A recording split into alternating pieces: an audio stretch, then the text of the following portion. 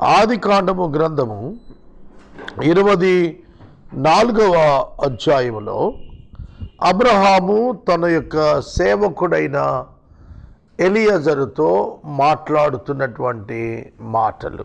7వ వచనం, నా తండ్రి ఇంట నుండి నేను పుట్టిన దేశము నుండి నన్ను తెచ్చి నాతో మాటలాడి నీ సంతానమునకు ఈ దేశమునిచ్చెదనని ప్రమాణము చేసిన నాతో చెప్పిన పరలోకపు దేవుడగు యెహోవా తన దూతను నీకు ముందుగా పంపును.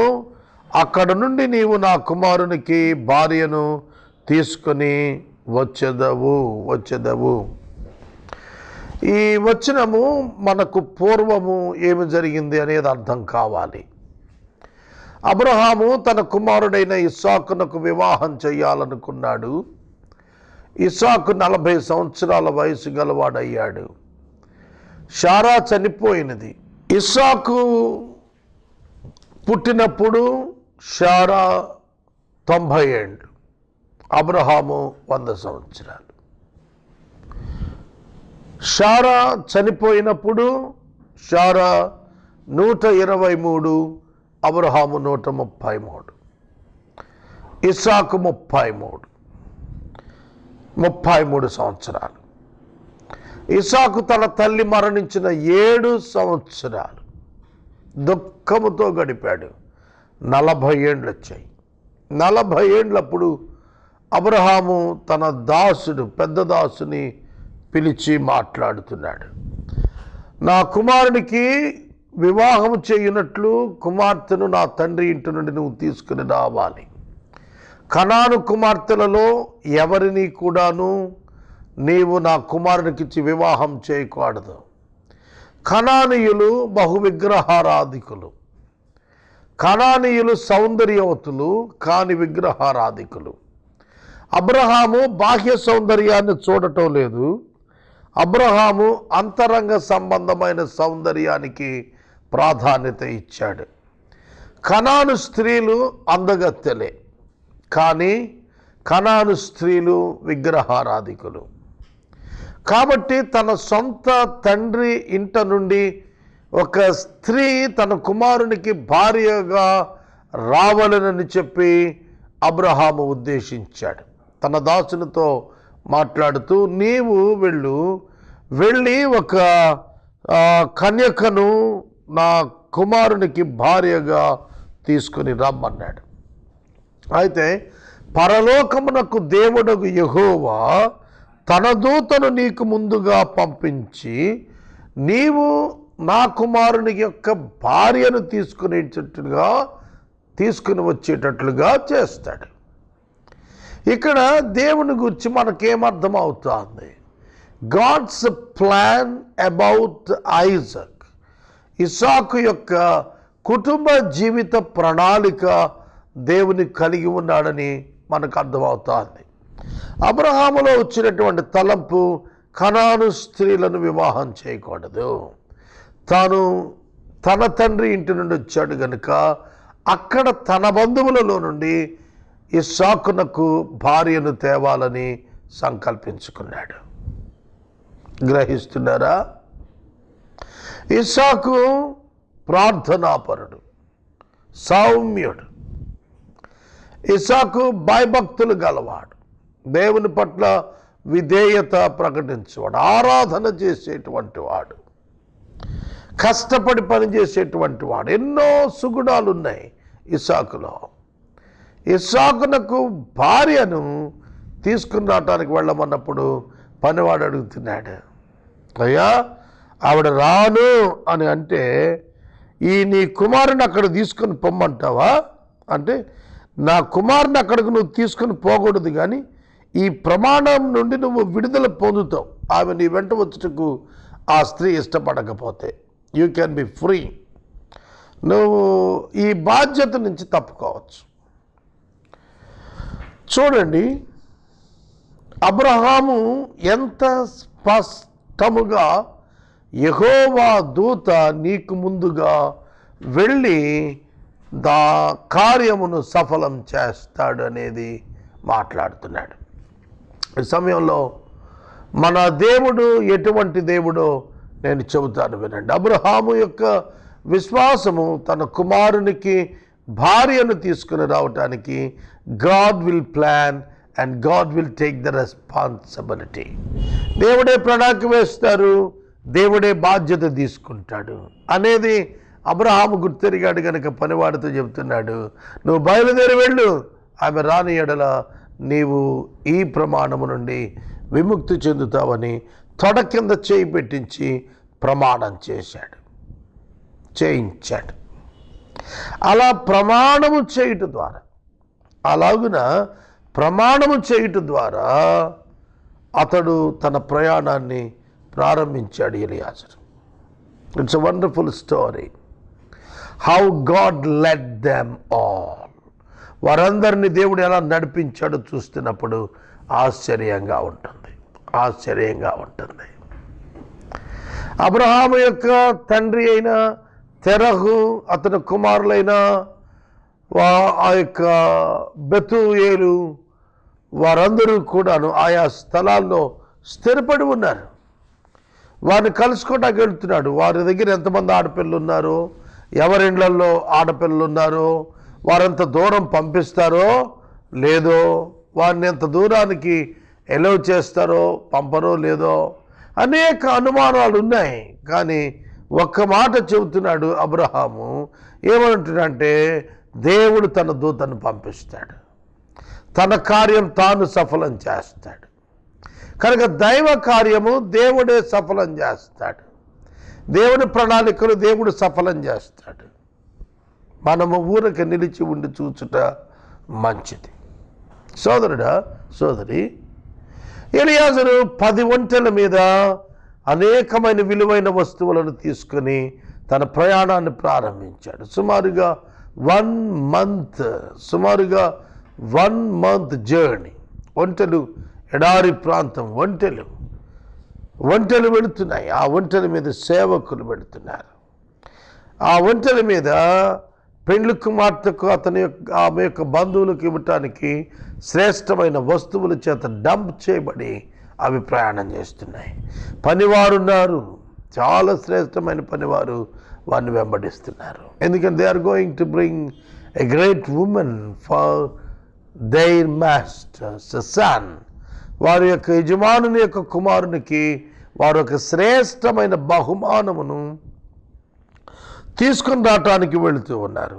ఆ విధంగా యజమానుని ఒంటెలలో 10 తీసుకుని అతడు వెళ్ళినప్పుడు అతడు అరామ్నాహరాయిములోనున్న నాహోరు పట్టణమునకు చేరాను. చూడండి, ఇక్కడ వ్రాసినటువంటి పదము మీరు గమనించాలని నేను మనవి చేస్తున్నాను. ఎక్కడి వరకు వెళ్ళినాడు? ఈ యొక్క సేవకుడు అరామ్నాహరాయిములో ఉన్న నాహోరు పట్టణమునకు చేరెను. ఈ స్టోరీ వ్రాస్తున్నవాడు మోషే. నాహోరు అబ్రహాము యొక్క సోదరుని పేరు, తెరహు తండ్రి పేరు, హారాను ఇంకొక సోదరుడి పేరు. నాహోరు అనే పట్టణం ఉంది, హరాన్ అనేటువంటి పట్టణం ఉంది. ఈ రెండు కూడాను ఇద్దరు వ్యక్తుల పేర్లు.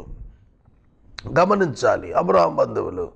అబ్రహాము తరువాత నోవహు 600 సంవత్సరాలకు 550 సంవత్సరాలకు వచ్చాడు. ఆ 550 సంవత్సరాలకు మోషే వచ్చిన తరువాత మోషే వ్రాశాడు ఈ ప్రత్యేకమైన వాక్యాలు.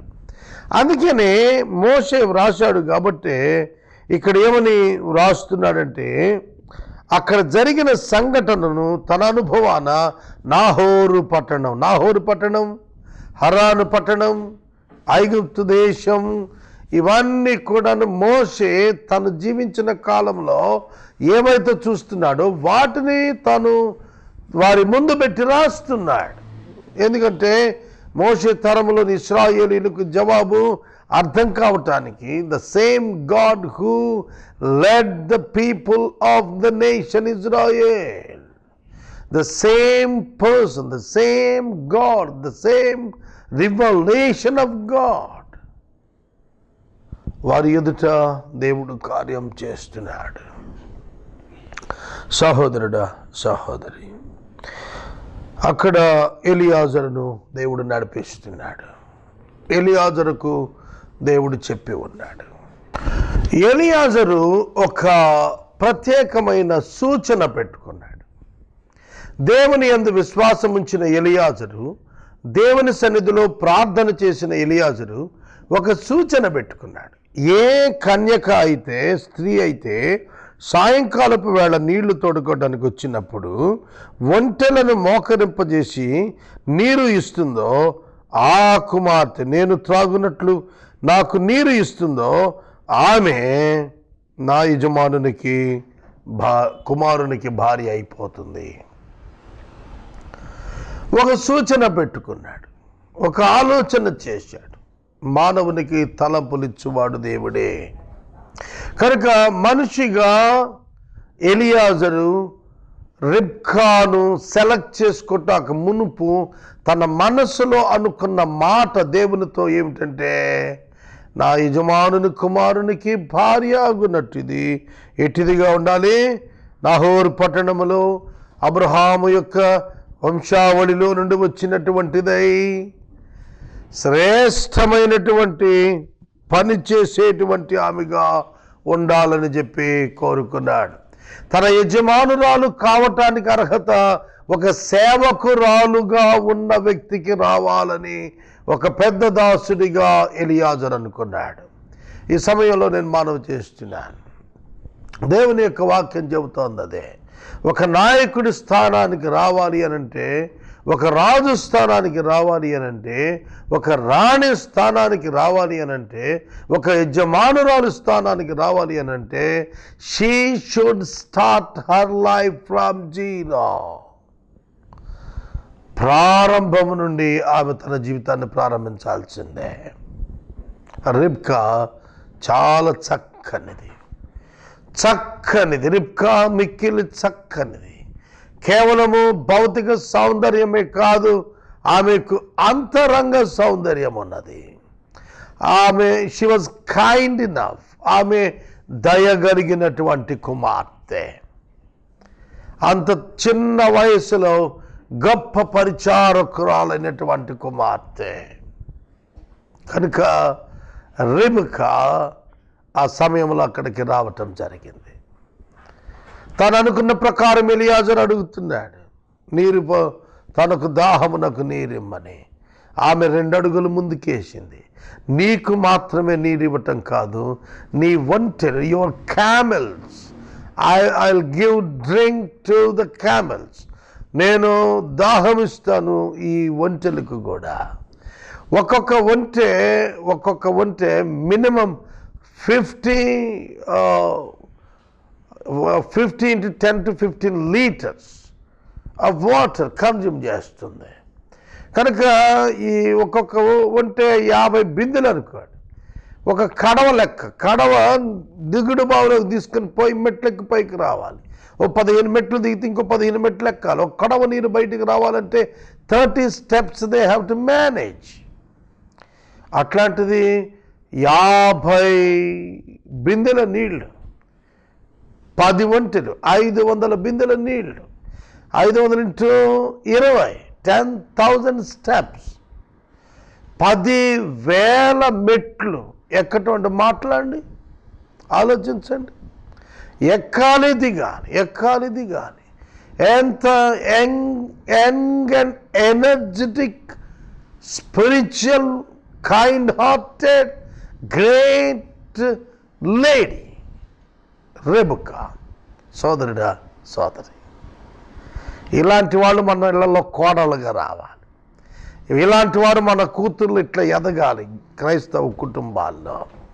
ఆమెతో మాట్లాడినప్పుడు ఆమె, నేను నీకు నీళ్ళు ఇస్తాను, నీకే కాదయ్యా నీ యొక్క ఒంటెలకు కూడా నీళ్లు పెడతాను, ఏ చిన్నది చెప్పునో ఆమె నీ సేవకుడు ఇస్సాకునకు నీవు నియమించింది అయ్యుండును. ఒంటెలకు నీళ్లు పెట్టడం సామాన్యమా? ఆలోచించండి. ఒక మనిషిని దాహం తీర్చడానికి ఒక బిందె నీళ్లు సరిపోతాయి. ఒంటె దాహం తీర్చడానికి, అది 10 ఒంటెల నీళ్లు దాహం తీర్చడానికి చాలా ఓపిక కావాలి. చాలా సమర్పణ కావాలి.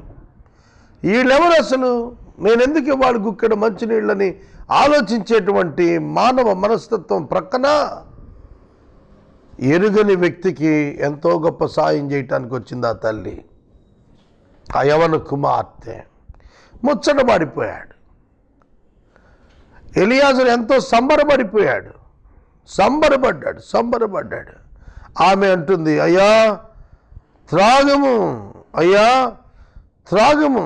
చూడండి ఇక్కడ అద్భుతమైన మాట్లాడుతుంది. ఏమంటుంది తెలిసిన, please give me a little water to drink from your jar.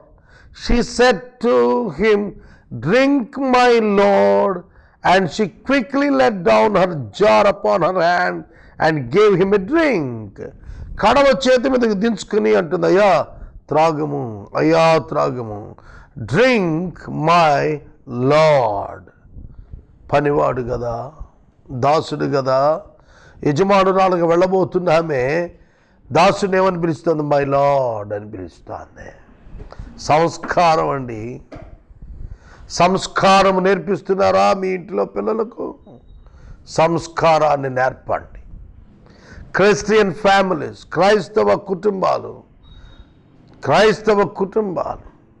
చాలా దయనీయమైనటువంటి పరిస్థితులు చాలా గృహాల్లో కనిపిస్తున్నాయి.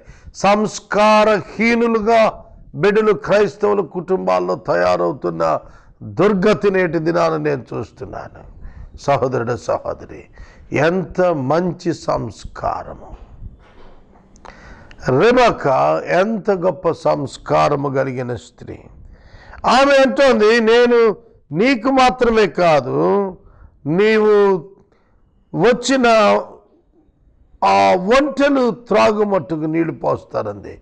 త్వరగా గాడిలో తన కడ వంచి తిరిగి చేతులకు బావి దగ్గరికి పరిగెత్తుకుని పోయి, please underline this, God always loves the active people to be the partners in the vision of God, in the plan of God. దేవుని యొక్క ప్రణాళికలో ఈ చురుకుగా పనిచేసే వారికి దేవుడు స్థానాన్ని కల్పించాడు. దేవునికి స్తోత్రం. బద్ధకస్తులు అంటే దేవునికి అసహ్యం. బద్ధకస్తులు ఉంటే వెంటనే బద్ధకాన్ని వదిలిపెట్టండి. God loves active people. God appoints the active people. దేవుడు చురుకైన వారిని ఎన్నిక చేసుకుంటాడు. ఆ మనుషుడు ఆమె వైపు చూసి, యెహోవా సఫలము చేసినో లేదో తెలుసుకోవాలని ఊరుకున్నాడు. ఒంటెలు త్రాగుట అయిపోయింది. ఆ మనుషుడు ఆ అరతులము ఎత్తుగల బంగారపు కమ్మి తీసినాడు. జాగ్రత్తగా వినాలి. ఒంటెలు త్రాగుట అయ్యే వరకు మాట్లాడలేదు. అంటే సగంలో వెళ్ళిపోతుందేమో. జనరల్గా యంగ్ ఉమెన్, యంగ్ మెన్ ఒక పని చేస్తున్నప్పుడు అది వారికి నచ్చితే దాన్ని కంప్లీట్ చేస్తారు. If they feel that it is trouble for them, they leave the work and of the place, they go away from that place. ఆ స్థలం వదిలి వెళ్ళిపోతారు. నా తల్లిగారు సిక్ అయినప్పుడు ఒక సంస్థ నుండి అసిస్టెంట్స్ను, మెడికల్ అసిస్టెంట్స్ను తీసుకుని వచ్చాం. అందులో ఒక ఆమె రాత్రి వేళ 9 గంటలకు ఆర్గనైజర్ మా దగ్గర వదిలిపెట్టినారు. మార్నింగ్ అమ్మకు సర్వీస్ వచ్చినప్పుడు మార్నింగ్ ఆమెతోను నేను, మీరు సరిగా చేయగలరా అని అడిగాను. మీరు సరిగా ఈ పని నిర్వహించగలరా అని అడిగాను. ఆమె వెంటనే తన బ్యాగ్ సర్దుకొని she is going out of the room. అమ్మ ఉన్న రూమ్లోంచి వెళ్ళిపోతుంది. నేను అడిగి, ఏమిటి వెళ్ళిపోతున్నా? నాకు నచ్చలా, నేను ఇక్కడ ఉండను. మీరు నన్ను ప్రశ్నించారు, నీకు ఈ పని వచ్చా అని అన్నారు. మాకు వచ్చు కనుక వచ్చాం, నేను వెళ్ళిపోతాను. అది immediately I rang up to the owner of the organisation. He is helpless. ఆమె అప్పటికే వెళ్ళిపోయింది. నేను మనవి చేస్తున్నాను, young people sometimes they will behave like an arrogance. వారు కొన్ని సందర్భాల్లో వంకరగా ప్రవర్తిస్తారు, ఎమోషనల్గా ప్రవర్తిస్తారు, ఇర్రెస్పాన్సిబుల్గా ప్రవర్తించే పరిస్థితి ఉన్నది. అందుకనే ఎలియాజరు ఏం చేస్తున్నాడు తెలిసిన, he waited until she gives the drink to all the camel. ఒంటెలు త్రాగుట అయిపోయినప్పుడు అప్పుడు బంగారు కమ్మి బయట పెట్టాడు. అప్పుడు ఆమె చేతులకు ఆ యొక్క కమ్మిలను తొడుగుతూ ఉన్నాడు. 10 తులములు ఎత్తుగల 2 బంగారు కడియాలు తీసి, నువ్వెవరి కుమార్తెవు, దయచేసి నాతో చెప్పు అని అడుగుతున్నాడు. నీ తండ్రి ఇంట మేము ఈ రాత్రి బస చేయుటకు స్థలమున్నదా అని అడుగగా ఆమె అన్నది, స్థలము మాత్రమే కాదు, మా ఇంట మీ అందరికీ సరిపడా ఆహారం ఉన్నది. మీ యొక్క ఒంటెలు ఉంటే వాటికి ఇవ్వటానికి కూడా మా దగ్గర ఏమున్నది? మా దగ్గర ఆహారం ఉన్నది. నీరిచ్చింది, ఆహారం ఉంది రమ్మంటోంది, పశువులకు కూడా మేత ఉంది రండి అంటోంది. A single girl from a family promises the other people to come and stay in our house. What kind of answer it is? ఏ విధమైనటువంటి జవాబిది ఒక్కసారి మీరు ఆలోచన చేయండి. How much grip she was having in her house. ఎటువంటి మంచి అభ్యాసము ఆ కుటుంబమున ఆమె కలిగి ఉన్నది. ఆ కుటుంబంలో కుటుంబ సభ్యులందరినీ తన మాట చేత విలువ ఇప్పించుకోగలిగే స్థితిలో ఆ యవనస్తురాలు ఉన్నది. సోదరుడా, సోదరి, how God selected this young lady. ఈ యవన కన్యకను దేవుడు ఎందుకు తీసుకొని వస్తున్నాడు అనగా, to fulfil his great plan for the nation Israel. Israel దేశము ఆ తల్లి గర్భములో నుండి రాబోతోంది. కాబట్టి దేవుడు ఆమెను ఎన్నుకున్నాడు, ఆమెకు గుణ సంపదను ఇచ్చాడు, ఆమెకు మంచి మనస్సును దేవుడు అనుగ్రహించాడు. ఆ కారణం చేత ఈ ఎలియాజరు అబ్బురపడ్డాడు. ఎంత మంచి దేవుడండి, ఎంత మంచి దేవుడు. నీవెవరి కుమార్తె అనగా ఆమె జవాబు చెబుతోంది, నేను నాహోరునకు మిల్కా కనిన కుమారుడుగు బెతూయేలు కుమార్తెను అని అనెను. అర్థమవుతుందా? బెతూయేలు కుమార్తెను, మిల్కాకు నాహోరు కనినటువంటి బెతూయేలు కుమార్తెను. ఎప్పుడైతే ఆమె బెతూయేలు కుమార్తెను అనందో అంతే ఎలియాజరు మోకాళ్ళ మీద పడ్డాడు. 2 చేతులు పైకెత్తి దేవుని స్తుతిస్తున్నాడు. Lord, thank you, you are a living God. నువ్వు సజీవుడు అయిన దేవుడవు నాయన. అబ్రహామును నా యజమానుని దేవుడవైన యెహోవా నీవు స్తుతించబడుదువుగాక. నా యజమానునికి కృప చూపుటను సత్యమును చూపుటను నీవు మానలేదు. నేను త్రోవలో ఉండగా యెహోవా నా యజమానుని బంధువుల ఇంటికి నన్ను నడిపించెను. What a great acknowledgement it is. ఎంత గొప్పగా గుర్తిస్తున్నాడు. అబ్రహాం అన్నాడు, తన దూతను పంపిస్తాడు నీకంటే ముందన్నాడు. కానీ ఎలియాజరు చెబుతున్నాడు, యెహోవా దూతను గురించి ఏమని చెబుతున్నాడు? నేను త్రోవలో ఉండగా యెహోవా నా యజమానుని బంధువుల ఇంటికి నన్ను నడిపించాడు అని తెలియచేస్తున్నాడు. బంధువుల ఇంటికి నన్ను నడిపించాడు.